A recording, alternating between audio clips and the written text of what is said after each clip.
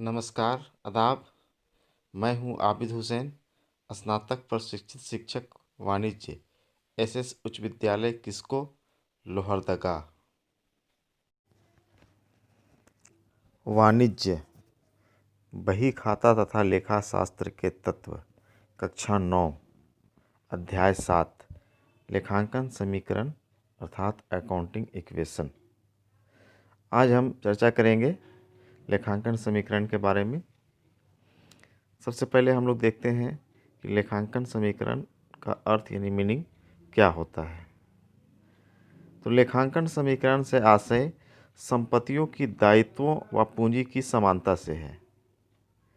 दूसरे शब्दों में, लेखांकन समीकरण एक गणितीय समीकरण है जो यह प्रदर्शित करता है कि व्यवसाय की कुल संपत्तियों का योग उसकी देयताओं व स्वामी की पूंजी के योग के बराबर होता है। तो लेखांकन समीकरण का अर्थ यह हुआ कि जो भी व्यावसायिक संगठन के पास संपत्तियां हैं उसका योग किसके बराबर होगा? बाह्य दायित्व और आंतरिक दायित्व यानी कि पूंजी के योग के बराबर होता है। व्यावसायिक लेन देनों का समस्त अभिलेखन लेखांकन समीकरण पर आधारित है और लेखांकन समीकरण द्विपक्षीय अवधारणा पर आधारित है। तो व्यावसायिक संगठन का जो भी लेन देन का अभिलेखन होता है वो लेखांकन समीकरण पर आधारित है और लेखांकन समीकरण द्विपक्षीय अवधारणा पर आधारित है। द्विपक्षीय अवधारणा के अनुसार प्रत्येक व्यावसायिक व्यवहार में दो पक्ष होते हैं और इन लेन देनों का दोनों पक्षों पर समान व विपरीत प्रभाव पड़ता है। एक पक्ष डेबिट तो दूसरा पक्ष क्रेडिट। इस समीकरण को ही लेखांकन की भाषा में लेखांकन समीकरण कहा जाता है। अर्थात कहने का मतलब ये हुआ कि जो लेखांकन समीकरण है वो द्विपक्षीय अवधारणा पर आधारित है और द्विपक्षीय अवधारणा के आधार से हम कह सकते हैं कि प्रत्येक लेन देन में दो पक्ष प्रभावित होंगे और सामान्य मूल्य से होंगे और लेकिन क्या होता है कि उसमें एक विपरीत प्रभाव पड़ेगा, एक डेबिट तो दूसरा क्रेडिट होता है। लेखांकन समीकरण को आर्थिक चिट्ठा समीकरण या तुलन पत्र समीकरण भी कहा जाता है। ऐसा इसलिए कहा जाता है कि जब हम बैलेंस शीट का निर्माण करते हैं तो एक तरफ व्यवसाय की सारी दायित्व होती है और दूसरी तरफ व्यवसाय के सारे संपत्तियां होते हैं और ये दोनों का मूल्य, ये दोनों का दोनों तरफ के जोड़ कहेंगे या उसे हम योग कहेंगे, उसका जो राशि होगा वो हमेशा बराबर होता है और होना भी चाहिए। तो संपत्तियों में हम लोग देखते हैं कि वो चाहे वो चालू संपत्ति हो या अस्थायी संपत्ति हो, और दायित्व में अगर हम बात करें तो वो चाहे वो बाह्य दायित्व हो या फिर पूंजी हो, वो दोनों क्या होती है कि दोनों का अगर हम बनाते हैं तो ये दोनों बराबर होती हैं। लेखांकन समीकरण एक लेखांकन सूत्र है जो संपत्तियों तथा दायित्वों की समानता को अभिव्यक्त करता है। तो क्या है? लेखांकन समीकरण एक लेखांकन सूत्र है जो संपत्तियों को क्या करता है? दायित्वों की समानता को अभिव्यक्त करता है कि जितनी संपत्तियां होगी उतनी ही व्यापार की दायित्व भी होगी। अब जब सूत्र की बात आई है तो हम कुछ सूत्र को देख लेते हैं। इसमें सबसे मुख्य फॉर्मूला है कि assets is equal to liabilities plus capital, यानी कि जो भी संपत्तियां व्यवसाय में है वो किसके बराबर होगी? वो उसके दायित्व और पूंजी के योग के बराबर होगी, यानी कि A is equal to L minus सी।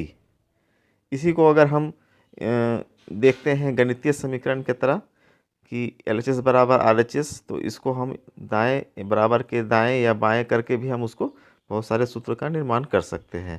जैसे कुल संपत्तियां बराबर कुल समताएं, कुल संपत्तियां जितनी होंगी वो कुल समताएं होंगी, जैसे कि बाह्य दायित्व और स्वामी की पूंजी। अब अगर हम बात करें नेट एसेट्स यानी कुल शुद्ध संपत्तियां, तो शुद्ध संपत्तियां अगर हमें ज्ञात करना हो तो जो भी व्यवसाय के पास संपत्तियां हैं उनमें से अगर हम बाह्य दायित्व यानी एक्सटर्नल लायबिलिटीज़ को घटा देंगे तो हमारी शुद्ध संपत्तियां ज्ञात हो जाएगी। और शुद्ध संपत्तियां किसके बराबर होती है? स्वामी की पूंजी के बराबर, और जिसे ऑनर्स इक्विटी यानी स्वामी की समता भी कहा जाता है। अगर हमें पूंजी ज्ञात करने के लिए कहा जाए तो पूंजी बराबर होती है संपत्तियां माइनस बाह्य दायित्व। ये सिर्फ क्या हो रहा है कि हम उसे फॉर्मूले को दाएं बाएं करके ये इस तरह से फॉर्मूले का निर्माण हो रहा है। दायित्व या बाह्य दायित्व बराबर होती है संपत्तियां माइनस पूंजी। लेखांकन समीकरण इस बात की पुष्टि करता है कि प्रत्येक दशा में संपत्तियों की राशि दायित्व तथा पूंजी की राशि के योग के बराबर होगी। तो लेखांकन समीकरण किस बात की पुष्टि करता है कि संपत्तियों का जो भी राशि होगा वो दायित्व तथा पूंजी के राशि को जोड़ देंगे तो हमें संपत्तियां दोनों बराबर हो जाएंगी। लेखांकन समीकरण को विकसित करने के लिए 3 वर्गों में बांटा जा सकता है: संपत्ति खाता, पूंजी खाता और दायित्व खाता। लेखांकन समीकरण इन 3 खातों पर ही आधारित होता है। इससे संबंधित कुछ नियम भी दिए गए हैं। नियम 1, संपत्तियों में परिवर्तन के लिए। संपत्तियों में जब बढ़ोतरी होती है, वृद्धि होती है तो संपत्ति खाते को डेबिट किया जाता है, और संपत्ति में जब कमी होती है तो संपत्ति खाते को क्रेडिट किया जाता है। नियम 2 में है पूंजी में परिवर्तन के लिए। पूंजी में जब बढ़ोतरी होती है, वृद्धि होने पर क्या करते हैं हम लोग? पूंजी खाते को क्रेडिट करते हैं, क्योंकि व्यवसाय के लिए पूंजी क्या है? एक आंतरिक दायित्व है, और दायित्व का कौन सा बैलेंस होता है? क्रेडिट बैलेंस होता है। तो उसे बढ़ाने के लिए हम और क्रेडिट कर देंगे, और जब पूंजी में कमी होगा तो हम क्या करेंगे? पूंजी खाते को डेबिट कर देंगे। नियम 3 में है दायित्व में परिवर्तन के लिए। तो दायित्व में जब वृद्धि होगी, बढ़ोतरी होगी तो क्या होगा? दायित्व खाते को क्रेडिट करेंगे, और दायित्व में जब कमी होगी तो क्या करेंगे? दायित्व खाते को डेबिट करेंगे। इस प्रकार हम देखते हैं कि पूंजी तथा दायित्व में परिवर्तन के लिए एक ही प्रकार के नियम हैं। अब बात करें लेखांकन समीकरण विकसित करने के लिए निम्न बातें ध्यान देने योग्य है। कौन कौन सी टर्म है उसको थोड़ा हम लोग अध्ययन करते हैं। पहला है संपत्तियों में वृद्धि और पूंजी में वृद्धि। तो नगद या माल से व्यवसाय प्रारंभ करना। तो क्या होता है कि व्यवसाय प्रारंभ करने से संपत्तियों में और पूंजी में वृद्धि होती है, क्योंकि व्यवसाय के पास संपत्ति भी आती है और दूसरी तरफ पूंजी में भी वृद्धि होता है। दूसरा है संपत्तियों में वृद्धि के साथ साथ दायित्व में वृद्धि। जब व्यवसायिक संगठन क्या करता है कि किसी तरह का ट्रांजैक्शन करता है, जैसे कि संपत्ति या माल का उधार करे। जब वो माल क्रय करता है तो व्यवसाय के पास माल या संपत्ति आती है, और जब ये उधार की गई होती है तो उसके दायित्व में भी वृद्धि होती है। तीसरा है एक संपत्ति में वृद्धि और दूसरी संपत्ति में कमी। ये ऐसा एक लेन देन है कि जब हम माल या संपत्ति का नगद क्रय या विक्रय करते हैं तो एक संपत्ति में हमारी क्या होगी? बढ़ोतरी होगी, और दूसरी संपत्ति में कमी होगी। जैसे कि माल हमारे लिए संपत्ति है और नकद भी हमारे लिए एक संपत्ति है। जब हम माल का नकद क्रय करते हैं तो हमारे पास संपत्ति आती है, माल आती है, और एक संपत्ति नकद जो हमारी चालू संपत्ति है वो क्या करती है? व्यापार से चली जाती है। चौथा है संपत्ति में कमी और दायित्व में कमी।